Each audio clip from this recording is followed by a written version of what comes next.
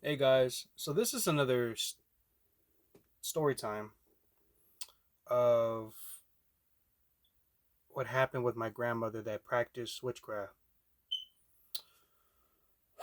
My grandmother, my mother, my dad's mother, she passed away of cancer in 2004, 2003, 2004. I don't remember. I was young. I was in ninth grade, and I never knew she practiced witchcraft. I never knew it at all.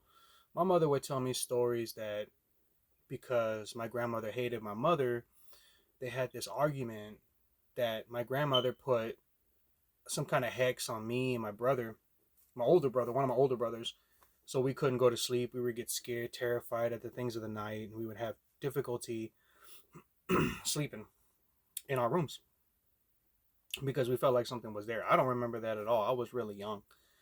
And I never noticed anything that she did that stuff. She every time I went to her house and everything felt a little off. Like the house itself was kind of run down already, leaning to the side, but the whole aura of it, the whole atmosphere of it was, I didn't really want to be there. Not that it was in a bad neighborhood or anything, it just gave off a really weird aura, right? Like you could tell that this is not somewhere I want to be. But I was there as a kid, didn't really bother me. And then I remember going inside the house and nothing was really off and weird about it, dude. She would have candles of saints. She'd have the Jesus candle. She'd have this Mother Mary candle. She'd have the Virgin Mary. She'd have all the other saints from Catholics, the Catholic saints. She had a lot of candles on this like cabinet on a drawer, one of those tall drawers, and she would light them up, and she'd have other saints. She'd have the Jesus Christ one, the Virgin Mary one, and now I know that in witchcraft they use those types of pictures, idolatry, to still do witchcraft and contact that saint or whatever, to contact that spirit. And I didn't know about it when I was young. Didn't really give me any weird feeling or anything. Sometimes the house felt like creepy in a way, but it wasn't. It wasn't my own home. And so I didn't. I know she had more stuff in the closet of her next to her bed and everything, but I never really investigated other stuff. My uncle was always there living with her, and they were really two peas in a pod, with each other. So sometimes I like spending time with my grandmother. I was a kid. I wanted to spend time with my friends and hang out at home, play games. But I had to be with a family member to be watched over while my family went to go do other things. So I remember later in life, my mother told me they never really got along. And it wasn't until 2002, 2003, or 4 she was diagnosed with colon cancer. It was very severe. And my mother always told me that she would always put hexes and curses on people she didn't like or people that did stuff to her, even though they didn't really do anything to her. I guess when you're doing spiritual warfare or I guess you have beef with people, she would do stuff with. I don't know. I don't know. And so she would even go to Mexico and put stuff on people. She tried to, she did stuff to me. She put, I guess, a hex or something on me. I get that's what my mother said. I don't know. she she would do it on people. That's what my mother's telling me. She would do stuff on people. She would put it on people that she didn't like or had trouble with, and she'd go to Mexico and pay people to do it. And I don't know. I never really paid too much. I just thought she was a grandmother. She was very cool. I never experienced anything too weird there. It was just the feeling of the house and the atmosphere of it. And I was just like, oh wow, she's with God or whatever. Well, she developed end stage colon cancer. She was being treated for it. She was being treated for it at first. She was getting the what do you call it? The radiation, but it was making her sick. She was having a difficult time with that. She stopped it, so she decided to let it progress. She ended up getting really skinny. She ended up getting really skinny and weak, and she ended up she ended up passing away. And I remember going into the house and my family preparing themselves to go into the house because she had already passed away. Now, it was crazy because I would hear stories of my mother telling me that my grandmother would see somebody waiting for her at the door or calling her outside of the window in all black, a man telling her, "Come on, come on." And I was like, wow.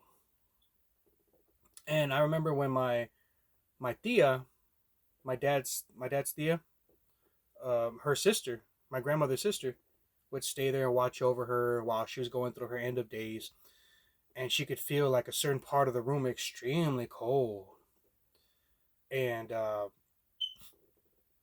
my grandmother used to tell my mother, "Hey, there's something in the trees calling, whistling and calling." She was afraid to go to sleep because she was close to the end of days and she knew what she was seeing. She would hear stuff in the trees whistling and everything. And I was like, wow. And I was still a kid. And I remember when my grandmother passed away, fully passed away, we got the call and we had a lot of family members come by. And I went in to see my grandmother, and it was my father first and then my mother, and then it was me. And I saw my grandmother. She passed away laying on the bed, you know, and she looked terrified. She had her eyes open. She had her eyes open like she had her eyes open like I don't know if her mouth was open or anything. I don't remember. I just remember her eyes were open. So I knew that she saw something when she passed away. And me, knowing that, I didn't want her to die with her eyes open, so I went and I closed her eyes. I closed her eyes. I didn't cover her eyes. I just closed her eyes. And I was like, shh. So that's what happened, man.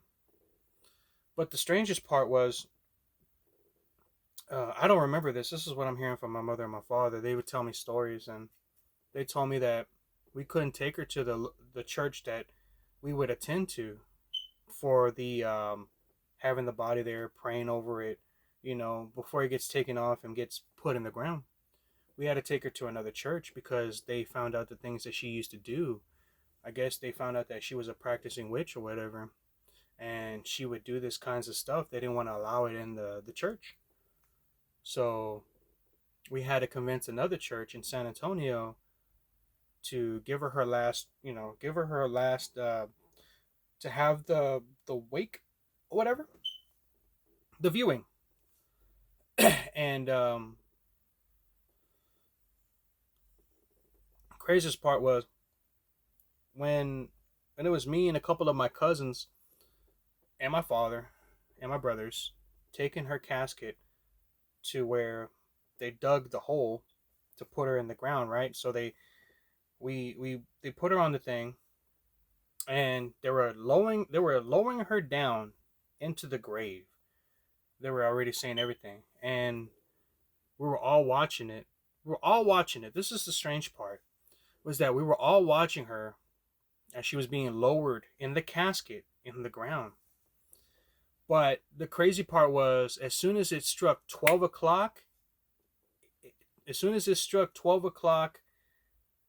in the afternoon, her casket completely flipped over. Her casket completely flipped over, and she was upside down. And the thing was, I don't know if the guys lost control and made it flip, but it flipped upside down. And the people that had to lower her down they struggled in reversing her back. I don't know if they reversed her back or not, but she literally flipped over in her casket at 12 o'clock in the afternoon. And I said, ooh, I didn't think too much about it when I was a kid, but when I grew up, I was like, man, that's some crazy stuff, right? You being lowered into the ground in the grave, and your casket flips, and I guess that was a premonition indication that we knew where she was going. So we didn't have to find out whether she made it into heaven or not. I think the indication was the spirits flipping her casket over, letting her know that she was going to be in hell, buried face down. Dang, that's some crazy stuff. Can you imagine the spirits doing that to, and it wasn't windy or anything. It was a normal day. It was sunny. And can you imagine that? Something telling you that, hey man, your family member's in hell. Why would you not be buried face up, you know? Why would something do that, tell you that you're gonna be buried face down? But that's what I experienced, you know? That's what I experienced. I never really I know that my grandmother and my mother had beef with one another. They didn't like each other for some reason. And that's why, but when it came to her end stages, when it came to my grandmother's end stages of living, my mother really put everything aside and helped her out, took her to her doctor's appointments, was being very good to her, being there for her, and knowing that she did all that stuff to us, like she put hexes and stuff on us, and it was crazy. It's very crazy knowing that that's what happened. When you're being buried, your casket gets flipped over. When you're in stages of passing away, you see stuff calling out to you. It's very chilling. But yeah, man, that's what happened. So if I have any more stories, I would tell you. Take care.